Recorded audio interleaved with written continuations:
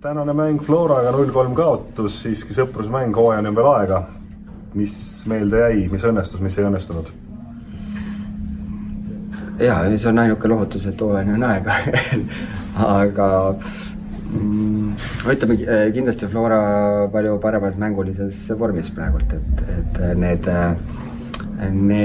mängud, mis nad siin on mänginud meie mõistes tugevate vastastega, on nii-öelda neid nagu hoidnud mänguliselt tasemel, aga loomulikult hooaja on veel aega ja hooaeg on pikk, et seda nii-öelda tervenisti heas hoos läbi käia. Esimese poolega ma enam-vähem rahul, sest üritasime ka initsiatiivi haarata.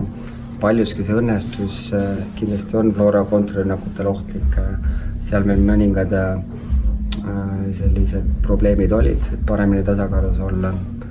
Kaheksalt loomulikult oli kohti, kus ka keskväli, et peab kiiremini palli liigutama ja vähemate puudetega, ja eks meil mingisugust positsiooniliselt ka oli vähe puudumängijaid, et loodab, et järgmine nädal on olemas, kus me saame ka nii-öelda naturaalsete keskkaitsetega mängida, neid on rohkem kui üks ja võib-olla ründesse lisandub juba uusi jõude, et siis tekib neid valikuvõimalusi rohkem, et eks näha siia võistkonda konkurentsi on vaja juurde tekitada, kui omad mehed ei suuda konkurentsi pakkuda.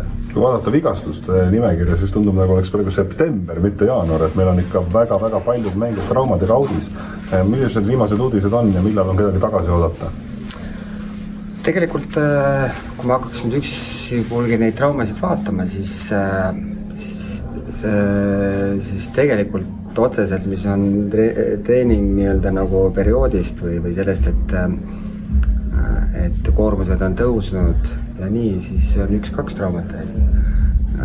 Kahel noorel keskkaitsel on need traumad, mis iga-aastaselt on välja koormuse pealt tulnud, nii et tegelikult tegu vähe pikema probleemiga ja pikema sellise,